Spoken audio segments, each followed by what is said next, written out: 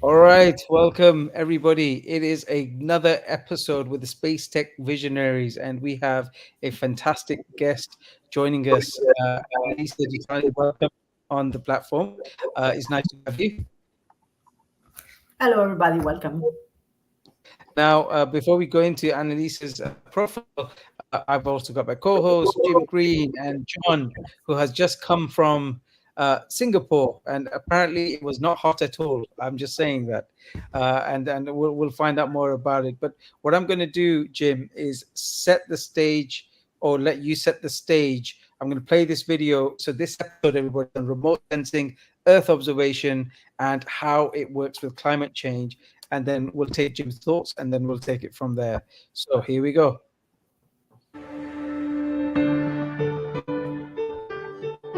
Five Copernicus missions are currently in orbit, providing a huge amount of data that we can use to make our world better.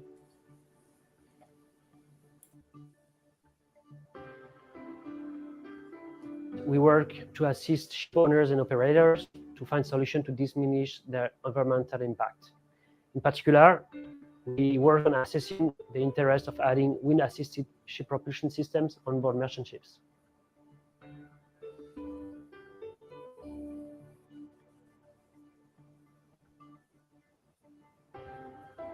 Notre solution est basée sur l'exploitation des images satellites Sentinelle-2 et Sentinelle-3 du programme Copernicus, dans le but de suivre et anticiper les paramètres de la qualité de l'eau sur le site du chantier de Port-la-Nouvelle. Les données ont permis d'améliorer les connaissances du fonctionnement hydrosédimentaire du site avant le chantier, et pendant le chantier, elles ont complété le dispositif de suivi in situ en apportant une vision grande échelle. All right, I'm going to pause it there. Jim, we've looked at remote sensing, Earth observation. Everybody's been talking about it. How important is it to climate, and how did the whole origin story with climate start? Well, Copernicus is indeed extremely important and wonderful addition to the set of satellites that are up there now that are dedicated to really studying the environment and seeing how it changes. Now, this is a really complex environment where wind and water and land interact in very complicated ways. Plus, as we go around the sun, we're actually in a slightly elliptical orbit. So we receive more or less light from the sun over time and seasons. So all these effects are folded into really trying to understand what's happening to our climate over time. And as it moves forward, what will it happen in terms of its habitability to this planet? But the real origin story of climate change begins at the beginning of the space age, where we had the Russian Space Agency, which at the time was Soviet Space Agency, and the NASA Space Agency, going from planet to planet, making some initial observations. And what we were finding out about Venus, which if you were in the era before the space era, your thoughts on Venus were set by Edgar Rice Burroughs, a habitable planet. It might be hot, more jungle-like. Well, the reality turns out to be that it's not habitable to humans at all on the surface. It's a huge pressure of the atmosphere, plus the temperature is hot enough to melt lead. We're just not going to be able to roam around on that planet at all. All the spacecraft that try to go land have had major problems, or have only worked for a handful of minutes, an hour at the most. Well, what happened next was trying to understand why that planet is the way it is. Yes, it's closer to the sun than we are. It gets twice the amount of light that we do from the sun. And how has that affected its climate? And it turns out the modelers ended up realizing that carbon dioxide, which dominated the atmosphere, is a wonderful greenhouse gas. Now, what that means is, okay, we call it greenhouse because if you walk into a greenhouse where you've got plants and you've got glass rooms where the light comes in, and as the light heats things up, the heat is not allowed to escape, and that just builds up a heat until there's an equilibrium that occurs. But that's why it's hotter inside a greenhouse than outside the greenhouse. Same basic concept in that is CO2 gets sunlight, absorbs that when it becomes infrared after it heats the surface of the planet and doesn't let it go. And so consequently, the temperature rises until an equilibrium comes into play. We then found out that's a greenhouse gas that, we have that on this planet. What will happen as our greenhouse gas changes over time? And what are those greenhouse gases? So those modelers that were modeling the atmosphere of Venus came to the Earth, and they began to run their codes. And I was at Goddard Space Flight Center when these modelers were running their big codes and really, in the late 80s and 90s and getting unbelievable results, because what's happening is we recognize that the Earth actually has 3 main greenhouse gases. Water vapor is the top greenhouse gas. Water vapor, CO2, and then methane. Actually, it's methane and then CO2. But methane doesn't last very long in the atmosphere. So really between water vapor and CO2 are those things that we want to watch. But methane's still important to find out where it's being generated and how that might affect our climate. And the modelers indicated that this planet was warming up faster than what we would expect as the planet evolves, And so that brought in the concept of climate change. And so consequently, discovered by the space age, now we have the opportunity to monitor this planet in new and unique ways. What's fascinating to me, of course, is the concept of climate change turns out to be, down to parameters that affect our temperature. Are we moving to a Venus-like environment where we can't survive? And so monitoring and understanding what the temperature is really a critical parameter. So if you wanted to do that, you want to get an average temperature of the Earth every year. You can imagine a grid on the Earth, and every point on the grid you'd have a thermometer, and it would make a measurement every half hour, and then you do that day after day to a whole year, average all that data up, and you'd get the average temperature of the Earth. Well, we can't do that. We've got polar caps and we've got oceans, and, we can't put an array of thermometers out there, but we can do it from a spacecraft or a series of spacecraft. So that enables us to crunch all that data down into one number, and we report out, NOAA and NASA work together and report out every year what that temperature is. And guess what? It's going up. And so the big discussions then become, where is it going? What is the effect of that? And can we, through a variety of ways and approaches, using modern technologies, new techniques, begin the process of slowing that increased rate down and perhaps getting it to a point where we can level it off? And that's the exciting part of where we are today. We need all kinds of resources to be able to do that. So the monitoring Annalisa does, and the analysis is critical. Tools where because it's a mountain of data with artificial intelligence, have to come in and help us do that analysis. So very exciting time. Well, Annalisa, you're the Secretary General of URICI. Tell us about the organization. John, I'd love for you to follow up with that, with where AI and even virtual reality would play a part, because I see it playing a part. So, Annalisa, welcome to the show. Thank you very much. And first of all, let me say that it's always so interesting to see, what Jim has to say. In a couple of minutes, he managed to do I don't know, Lectio Magistralis, as we say, on how the definition of climate change has been introduced, on our daily lives. So thank you very much, Jim. It's always great. And so on me and on the association that you are indeed showcasing. So I am the Secretary General of EURISI. EURISI is an association of space agencies. So we gather national space agencies and governmental offices dealing with space affairs across Europe and beyond. So we have, of course, ESA and major European national space agencies, but also Morocco, Turkey, and other countries that are I mean, like neighboring Europe geographically, and that have like a strong interest to cooperate. And what we do is basically we've been mandated to bridge the gap between space and society. So we do a lot of this promotion of what are the benefits of satellite-based application.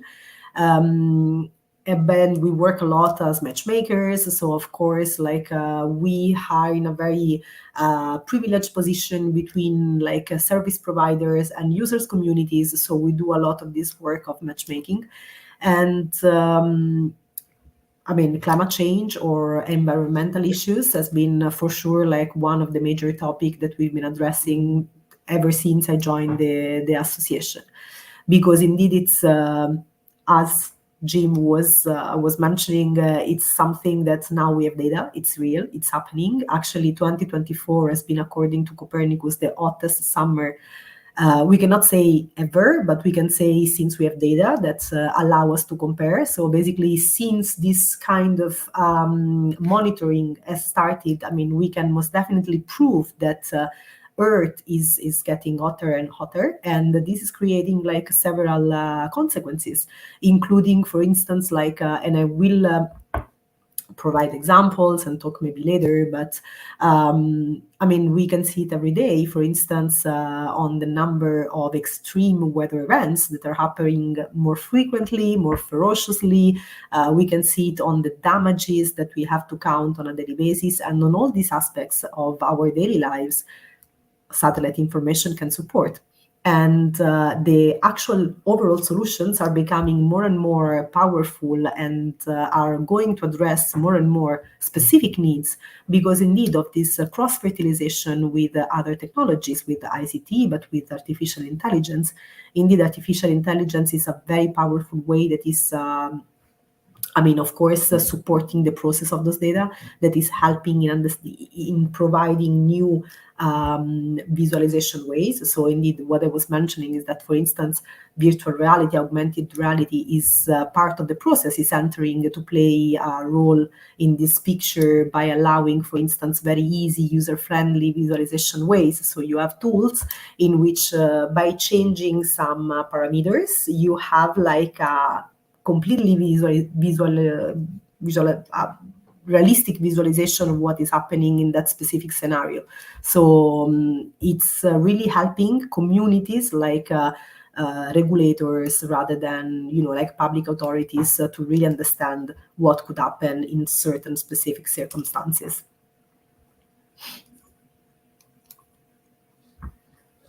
Perfect. John, what do you think?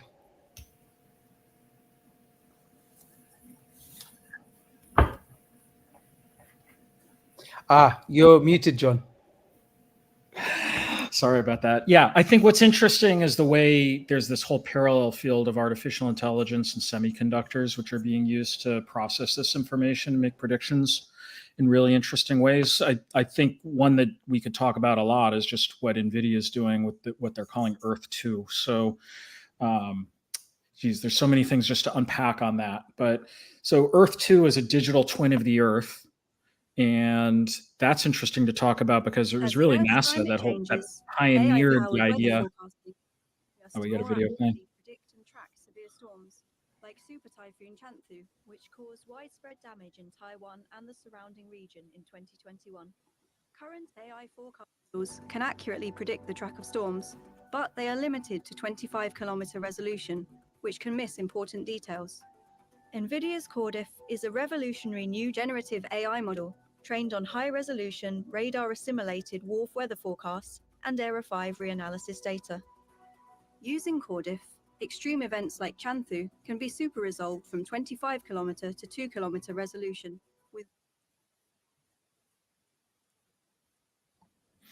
And Earth 2 is going on street level, John. Yeah, well, so let's kind of talk about a couple of things from the video that you just raised. So first of all, digital twins were pioneered by NASA. It was first a concept that you could apply towards individual spacecraft, where you're like tracking all the variables associated with that spacecraft and essentially having a digital reproduction of everything that's going on with it. Well, you can keep scaling that up. You can go from a spacecraft size object to you could have a digital twin of a factory. Imagine like a robotic factory where you're tracking millions of variables, to what we call smart cities. You could track everything in a city. Think of all the traffic, the emergencies, like people walking around, temperatures, like all of that in a city. Well, you could scale it up to the entire planet. And that's what Earth 2 is. So Earth 2, as they were mentioning in that, is a higher level of resolution than climate models have used in the past. So Earth 2 operates at a 1 kilometer model.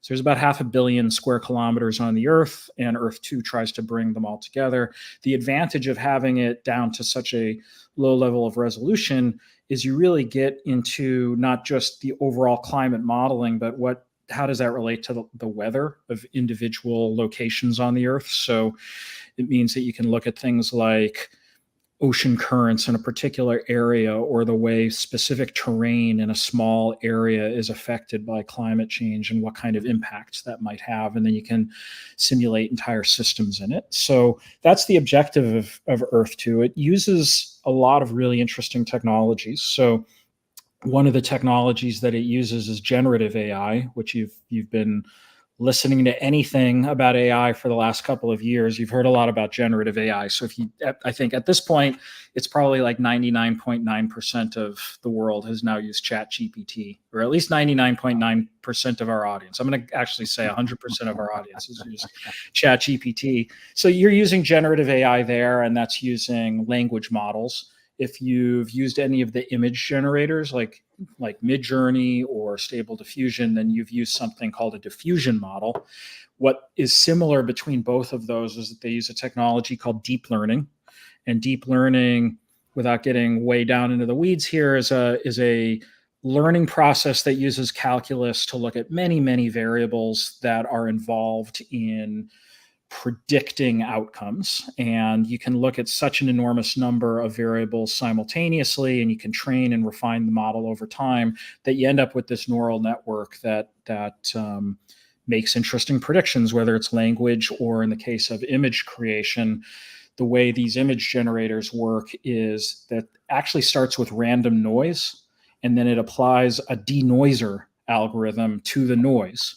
So it starts with this just gobbledygook, and it eventually ends up with this image that looks like, amazing art or even photograph level type things that you see in this. That's all because it applies this progressive denoiser, but the denoiser isn't just the normal denoiser that you might use in something like Adobe Photoshop. It's actually trained using this deep learning method. So why is this relevant to Earth 2?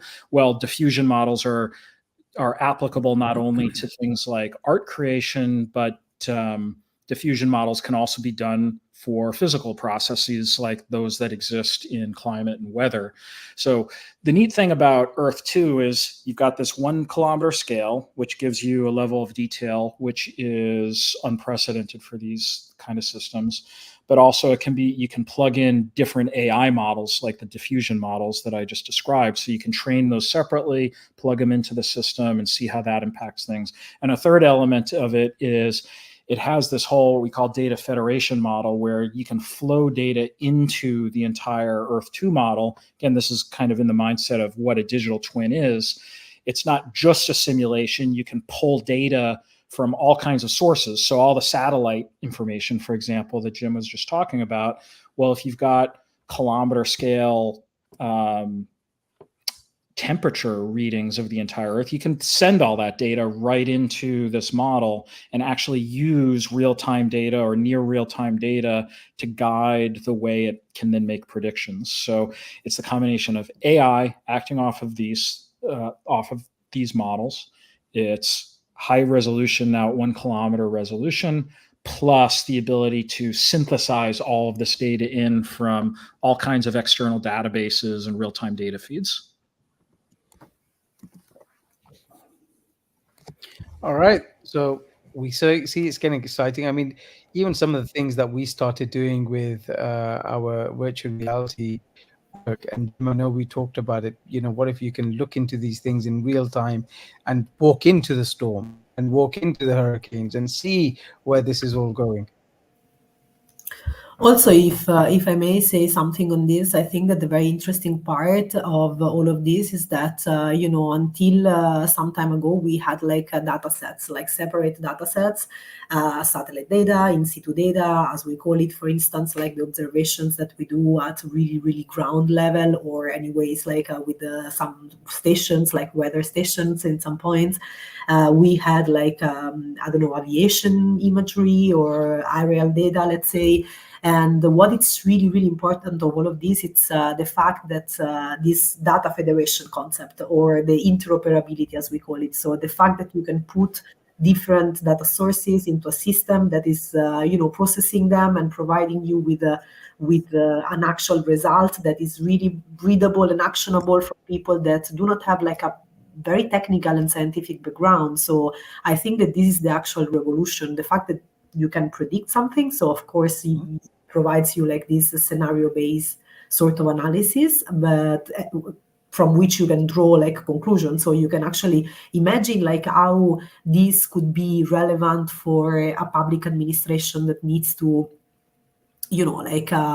very basically, build something on the city and just understand where, I don't know, some specific green area should be put in according to the specific temperature of the neighborhood. It's I think it's really like revolutionizing the way in which we are doing decision making processes, in which we are informing the decisions of in many different.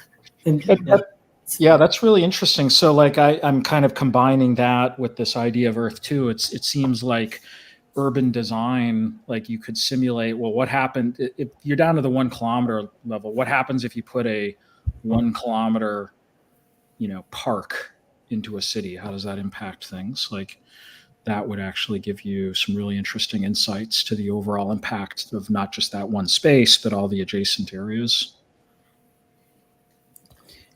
Yeah, indeed. From my perspective too, I saw that many of these scientists worked very closely together early on in the 90s and 80s and 90s to create physical-based models, understanding the physics of interactions between land, oceans, and atmospheres to create a prediction. What's happening, and they were reasonably successful. We still use those kind of models. They're all over the place. In fact, the track of hurricanes and where they're going to go, that not only cone of here's where they might go, but also which model is predicting which direction. We see major differences of that. And then it actually happens. Well, when you get the data from many of those, hundreds of those, all over a decade of climate data, you now can approach that problem differently based on the analysis of the data of the past, and then compare that against the physical models to determine, did you get the physics right? Is there something else going on that we didn't understand? And that's what's really critically important for us. The concept of climate and climate change here on Earth is spilling over also into other planets. We have a global circulation model of Mars. We take data in from many of our orbiters and repeaters, and we can create an understanding of temperature, pressure, and wind velocity everywhere on the surface of Mars, and then try to predict what will happen next. So we're seeing these kind of models begin the process of really giving us tremendous insights of not only this planet, but how we might be able to explore and land on other planets too. And the AI revolution is going to push that ahead in enormous ways. I'm looking at an episode of obviously Star Trek. What else could it be? Which I'll be playing. And I don't know if you remember, Jim or John, there was an episode where they had a scene in Riser where the temperature grid just goes off the scales because someone starts to tamper with it. Do you think, with satellite technology, is that something that in the near future, Jim, you think that's something that we'll be able to do? Actually control the temperature? Yes. this is a hot discussion. You know, the climate on this earth has done nothing but change. We've gone through enormous changes, and there's natural cycles. We need to understand what those natural cycles are to determine how that affects our analysis of the changing in the climate of today. That helps then us come to the realization maybe there's things that we can do that mitigate climate change. Well, one thing is plant more trees, remove more CO2. That's an action. Or take CO2 out of the atmosphere with various systems that are now coming online. Or I'd rather say, and reduce our overall carbon footprint and move towards more different types of technologies that don't end up increasing our CO2 production. And of course, that's linked quite closely to fossil fuels and the burning of fossil fuels. All those things begin the concept or the process of climate engineering. All right, the ability of really taking control of our climate and being able to say, these are the things that we're going to do, and these are the outcomes that we expect to have, and then see that occurs. A lot of scientists don't like that idea for the simple reason the system is so complicated, we're not sure we're going to get the desired results if we do some massive messing around. You know, and I always said, hey, we ought to be looking at how we would do a variety of things in the climate area, but on different planets. One concept is terraforming Mars. How can we change the environment of Mars and warm it up? Okay, it has CO2, but it has such a small amount of CO2 in terms of the atmospheric pressure that it only heats up the planet by maybe 9 or 10 degrees Fahrenheit. Not much. The CO2 and the water vapor here on Earth heat this planet by 60 degrees Fahrenheit, which is very important, or we'd be real cold. So we got to have it, but you know, how do we manage it? So concepts then of climate change, climate engineering rather, could actually start on another planet, and then we bring those ideas here to Earth as the next big step. Now, certain kind of geoengineering things actually have been happening. First of all, quick anecdote. Stuart Brand, some people know him from the Whole Earth catalog from years ago, and but he's gotten much more involved in sort of promoting geoengineering solutions in more recent years. But I remember I was at TED about 5 years ago, and he stood up and talked about like putting some kind of powders into the atmosphere to decrease the amount of heat reaching the Earth. And Al Gore was also there, and he stood up and basically lambasted that, like we shouldn't be messing with the Earth in that way. But I think it's interesting because I don't know that we can not do some of those things personally, because they may be the only solutions at this point. But a country that actually has been actively doing this is China. Like for years, even decades, I believe China has been doing things like cloud seeding to increase rainfall in certain areas, either for agricultural reasons or because of the Beijing Olympics to make the weather nicer. So like that's a thing. And some of the technologies you've been talking about, like the combination of satellite monitoring plus flowing that into artificial intelligence models to predict the impact of that, could be something we could use to see like how that affects things, not only on a local basis, but if China does well, it's not if as China continues to do a lot of cloud seeding, what is the impact on other regions? Because I don't think you can make it rain in one place without decreasing the rain somewhere else. It is my understanding generally of how it might work. So some of these models can give you insight into that. Jim, you're muted. Again, when we look at things like terraforming and what Jim talked about, what Annalisa talked about, and John, what you said. So we're talking about this, and a lot of it, at least for me, 10, 20 years ago, would have been sci-fi. It's only when you spend time in the industry and you realize actually it's more real than possible. So Annalisa, I'd love to know, when it comes to actually not just the people in this space, but the general public and communities. How are you reaching out to them for them to understand what kind of impact this has? And what do you think the gaps are in people understanding how much of an impact space has with weather? Because we all see the weather man or the weather lady or whoever to watch that, and we get the news, but how much, how much awareness? Because for me, one of the things I've realized with space is until there's mass adoption, just like you have that chat GPT moment, space is always going to be something that's there, but it's not, hey, it's not something I can connect with. So what do you think is missing, or what do you think we need to do to get this realization of how impactful and how close it is in our lives? And what are the challenges you've had with your organization in explaining that to the public?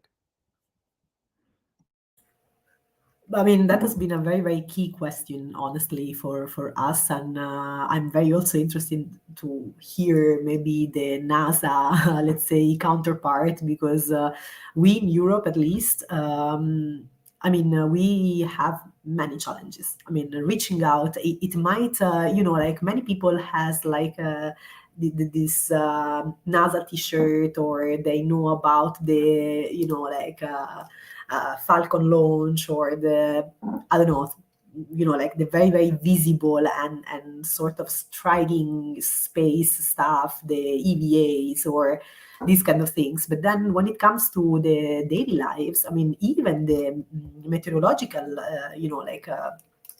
prediction forecasts, that is something that indeed everybody's looking at, or even like the maps just to go around. I mean, who today doesn't use like a map to just go around?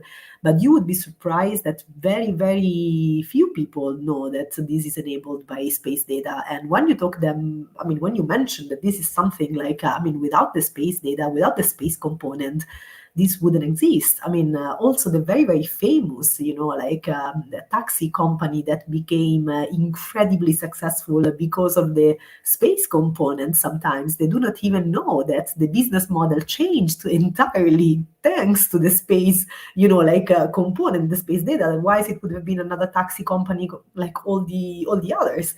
So you really, really would be surprised.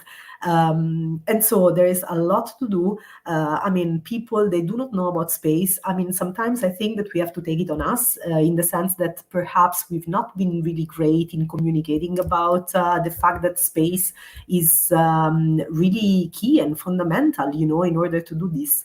I will just say myself, I mean, I am in the industry since about 10 years now. And, like the first day I joined ISU, the International Space University, something that really struck me a lot was when I think Scott Madry showed us a slide in which was like, what will happen with in a week without satellites? I mean, eventually it was apocalypse. So this is how it ended up. But I mean, even for me, it was like, wow. I mean, I did not know that, honestly, so many different things were basically enabled by space. So there's still a lot to do. People do not know it very well. And what it's also something that we realize is that sometimes there is a sort of skepticism towards science. So many people are like, oh no, space. I mean, what is this space? It's too difficult to engineering thingy. We don't want to hear about that. And, thanks to many of the success stories that you've been showing earlier, just showing that actually, and also thanks to other technologies like AI, like this old visualization tool, the possibility of, and also something I wanted to mention is Jim said action. Action is key in the sense that we need to be able to give them something that allow them to take concrete actions. So many people that are not in the space field, that are not engineers, they do not necessarily care about the indicators, the physics which is behind, a certain kind of information. They want to have the information. They want to know, like, how can I use this? So it's to make a concrete action is important to give them like also actionable information that can be processed by people without a specific background. So this is a little bit like the direction where we're going, the challenges that we faced. But also it's very important because without being supported by voters, politicians, or decision makers, they do not allow for additional research, which is basically where all of this comes from. So is a little bit of a circle. Everything is connected. So we should start from the people to be able also to build the case for space at different levels. So we talked about science fiction a moment ago, so I thought I'd just throw out another recommendation on the science fiction front. So there's a wonderful book that I enjoyed called Ministry for the Future by Kim Stanley Robinson. Now, Kim Stanley Robinson is probably best known for some novels he wrote about Martian colonization. So I was a teenager when I read his book, Red Mars, and then he wrote Blue Mars and Green Mars. I forget exactly which order those colors were in, but I think green was second, and then blue is the third because of oceans. But so he is a scientist and knows a lot about these subjects, and particularly planetary engineering and stuff. He writes a lot about terraforming in the Mars trilogy. But this is much more recent. I think it's very recent, like only a couple of years ago. Right. So it's got everything from changes to the currency system so that we have cryptocurrency based money that accounts for things that would actually be, the pros and cons of doing various investments today that impact the world in the long term, to all kinds of geoengineering, to many other kind of crazy things. I won't give away the plot, but check out this book if you love science and you just want to hear.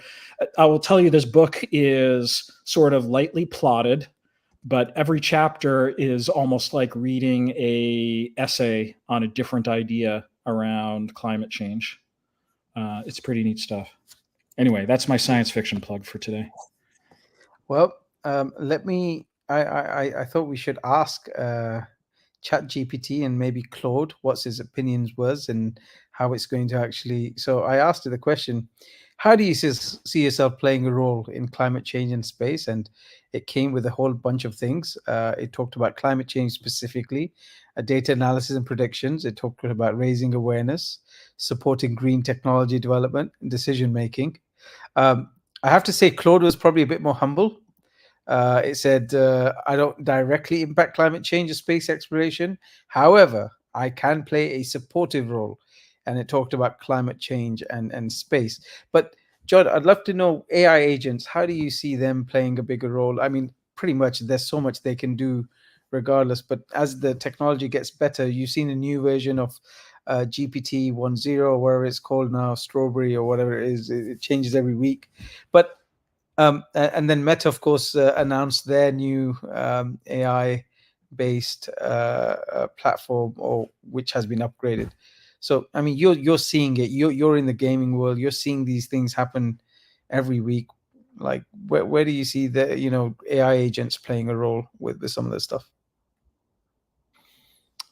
I guess we should define what an AI agent is first, because we don't really have too many AI agents. There are companies working on that, and certainly some people are using a version of an AI agent. When you go to ChatGPT, that's not really an agent. That's a chat session with a language model where you are having like a collaborative process of building up text and narrative and whatever.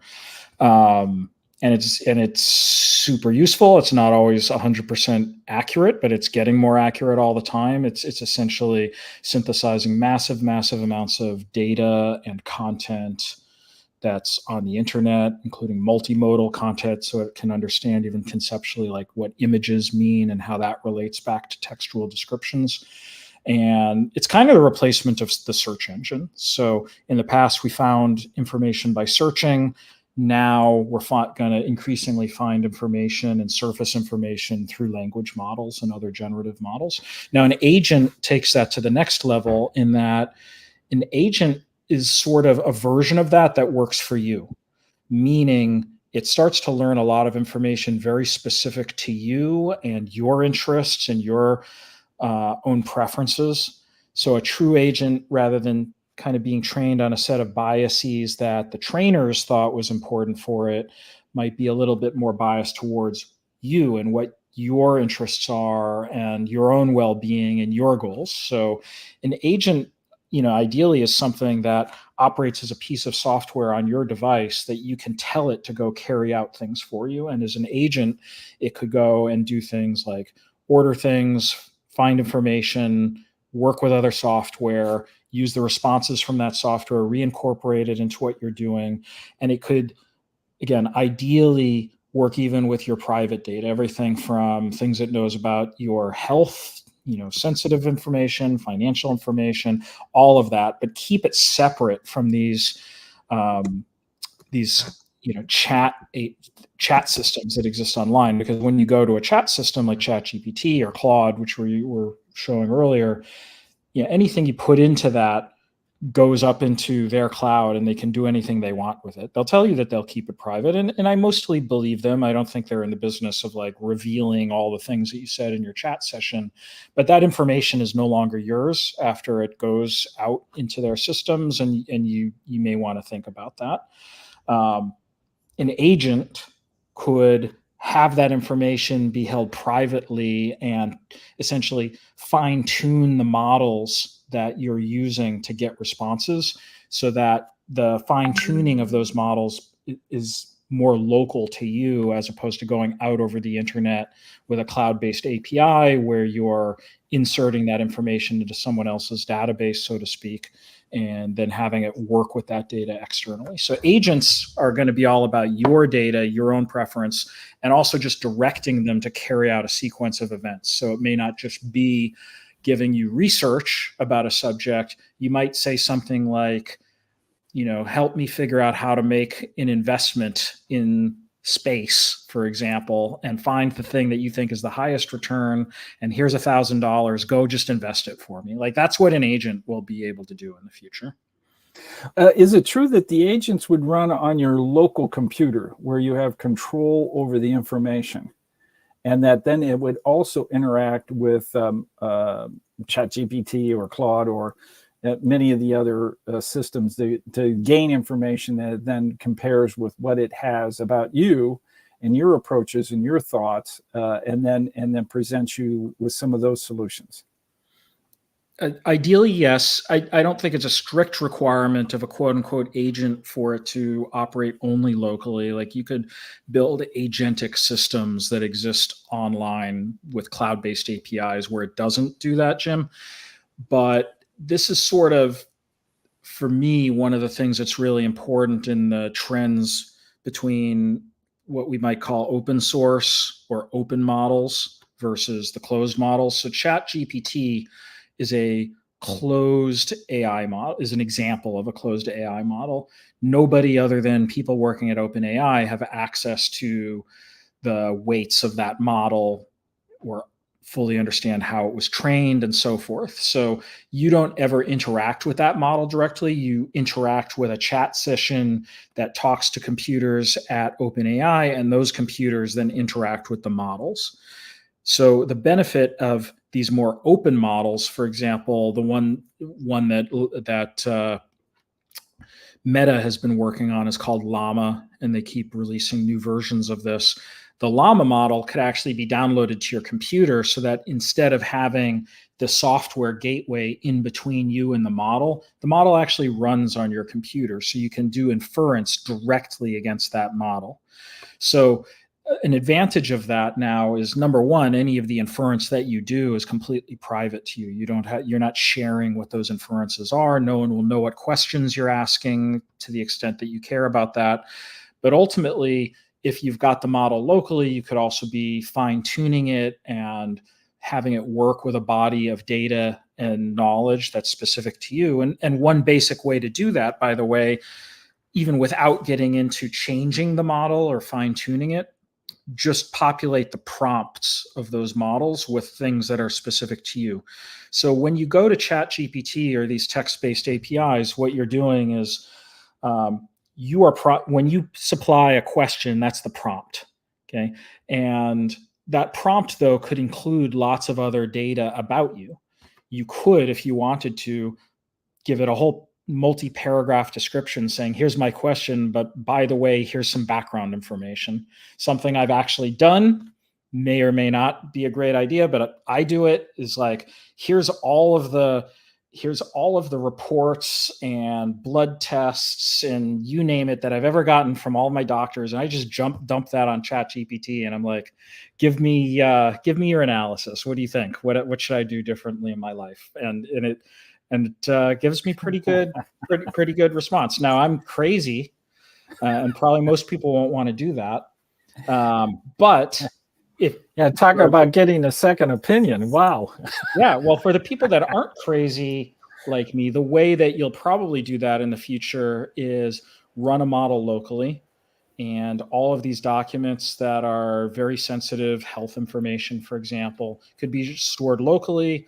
It could analyze that information locally, and then as it kind of synthesizes that information and learns about you, that could be embedded into the prompts that you continue to access. Yeah. So every time you go back, it like already knows like what your blood pressure and your recent cholesterol, or like whatever that those data points are, would be there, so that it has this learning process where the facts are collected about you, but it will be private because it's on your device. Now, of course, we depend on how private is it really, which will be dependent upon the particular operating system you use and how focused that operating system company is to that issue. I'd say Apple is probably more attendant to the privacy concerns than most, but others may not be. So that said, like this is the most important thing about AI models to me, which is having more and more open source models that could just run on your own device, so that you're not dependent on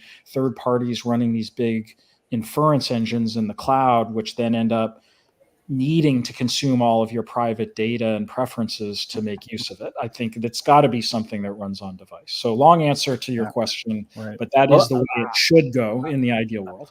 I just want to say one thing about that, and then we should transition to our next thoughts about future climate. But once we crack much more of the understanding of individual genes that make up our DNA, and determine what's active and what's not, and what we can activate and what we can anticipate our body responses. There are genes that can help us cool down, can allow us to evolve into being able to withstand a hotter environment that must have happened, or a colder environment. That's what's called evolution. The concept of having that kind of level of information then is stored, which is an enormous amount of information, these kind of things can do in the future. So getting a second opinion might actually be the best thing in the future to do with an AI agent. There was a story from a year or two ago about a mother who had a child who was suffering some kind of health condition, and she'd been to like 30 plus doctors and had never gotten a diagnosis. And she kind of did what I did, just dumped all the information she had, and ChatGPT came back with a idea of what it might be. And she used that information, found a doctor that specialized in that, and ended up getting a positive diagnosis based on that. So I do think that like there's an incredible uplift on the value of our time, the ability to reach good decisions. Again, you have to treat this thing as imperfect. Okay. That's the main thing. Like, don't treat it as an authority. It's input. Think of it as a friend who might have some good ideas for you, and then you can go and check it out on your own and find the experts that have the actual knowledge and see if it checks out. But I think that it's going to radically, exponentially increase the value of our time as we do these things. And the thing that I was reminded of, Jim, based on what you were just describing, is sure, second opinions, but also learning. One of the big applications of AI and language models specifically is just going to be teaching people things. So language models can kind of refine their way of communication and teaching on an individualized basis, so that it's much more geared towards the learning preferences of the individual, the current knowledge that individual has. So that could be used to help people become educated about any topic, of course, climate change being an important one. You can even make it contextual to them, help them understand the impact that it has specific to themselves. Well, the bottom line is, as the climate does change, I think as we work on a global level to do some mitigation or create a variety of mitigation strategies, in the long run, we're going to have to learn to live in a hotter world. And we're going to have to be able to take full advantage of that. What that would be and how that would be, I don't know. But these are things that have to be considered well into the future. We're not going to have a climate of the 50s, 1950s, when I was born in that era, ever in my lifetime. Okay. And whether we go back there or not, in the future requires so much knowledge and our ability to engineer the climate in the right way once we understand the total physics of what's going on in this complicated system of interactions. Annalisa, what do you think? Well, actually, before I unmuted myself because I wanted to ask to John if he believes that basically this kind of agent will be able to make my grocery in the future. And afterward, I realized that, wow, yes, for sure. Like groceries, like basics, minor. All indeed great. I work in this field. I consider myself like a space geek. I for sure believe that technology will drive the change for the best. It needs to be, regulated. We need to do also some human thinking possibly around these old developments. But I hope that those scenarios that have been described will be reality, maybe not even in my time span though. So you said regulation. I'm extremely wary of regulation. I'm not in favor of AI regulation, actually. So that could be an interesting debate in the future. It will. 14th of October, we're doing a tech conference in the UK. For some reason, the UK did not invite Elon Musk. It's all over news. We're talking about it. You might want to see. We ended up not inviting him for whatever reason, but there is a tech event, and they're talking about regulation. Well, we didn't put Caitlin Clark on the Olympic team either. Things happen like that. Yeah, regulation will be an extremely effective way to push all of the R&D to Saudi, Dubai, Singapore, all the places that are not going to regulate. So good, have fun with that. I don't think it's going to happen, but EU may well exclude itself from this industry. Yeah. Right. So we're coming to the top of the hour. So final comments, and then I have made a new song for you, Annalisa. Whilst we were doing this, we created one, and would love your thoughts. But yeah, final comments, everybody. What do you think? Well, my final comment would be, I am so delighted we're in an era for which our space assets are so comprehensive and are continuing on our ability to observe the world and have the data available that allow us to make decisions, not only from a scientific point of view, understanding the physics, but observations are necessary to do the right policies. Whether our politicians make the right decisions based on that data or not, ends up being part of our individual countries and cultures around the world.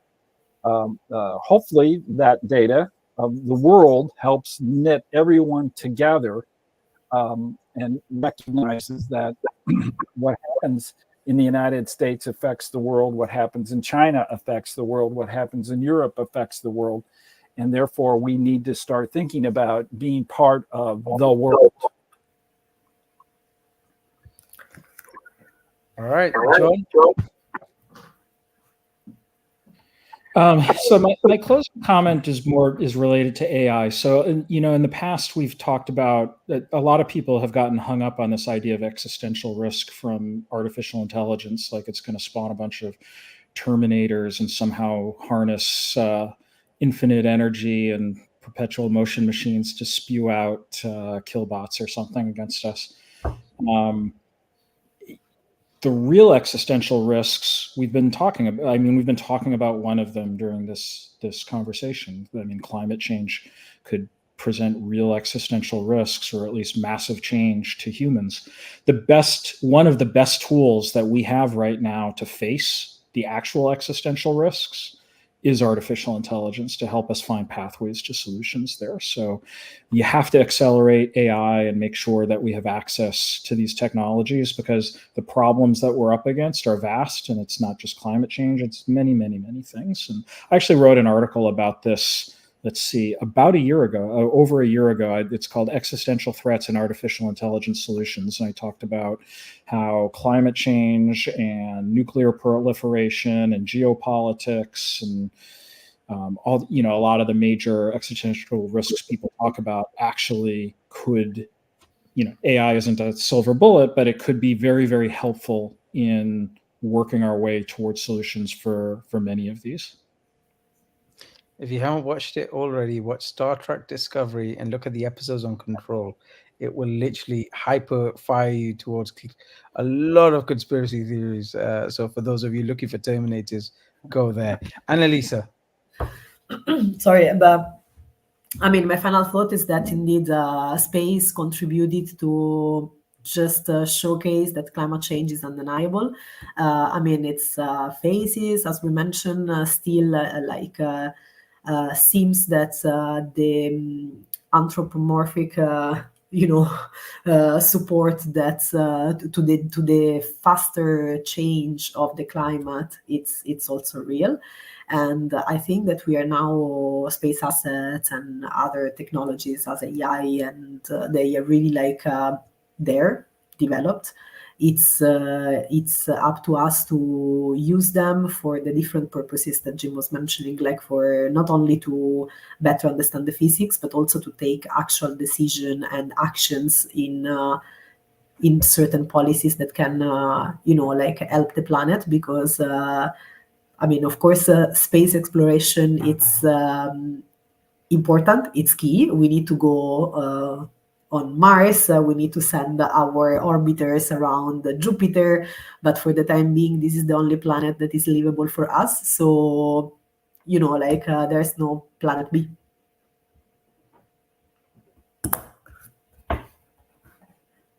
All right. So great session, great conversation. We should do a session on AI regulation, John, especially before the 14th of October. Now that you pointed it out there, we sent our prime minister over to you guys, and we're there right now, and so we've decided to call you guys back here to the UK.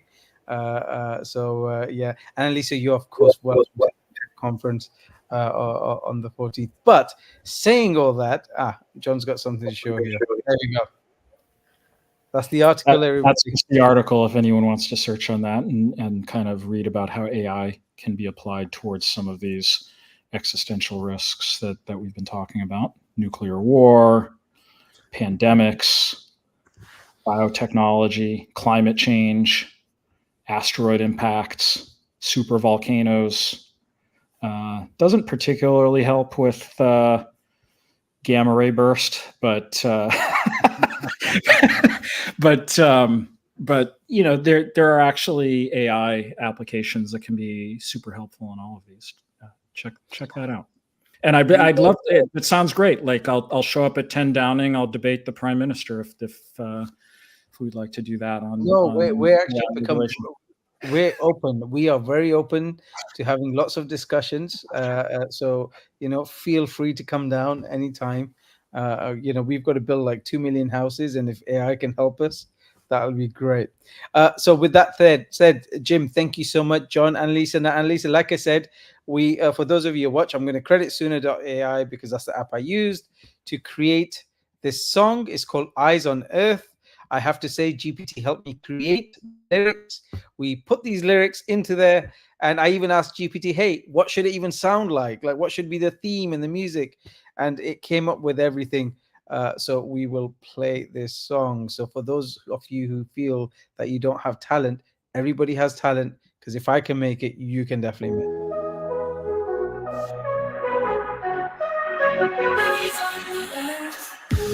Lights above the clouds, see the world anew. Remote sensing in our hands, showing all that's true. From the deserts to the seas, the forests and the skies, we watch the planet change through artificial eyes. Digital twins, they build the earth again, a mirror to the world where we can mend the pain. AI lights the way, guiding what we see, helping us to heal. Not bad, right? Pretty much for everything covered: digital twins, remote sensing, AI. You know, we got quite a bit covered. So again, we're building a portfolio of these. Thank you so much, guys. Thank you for everybody you. watching, and looking forward to catching up again. Good night. Take care.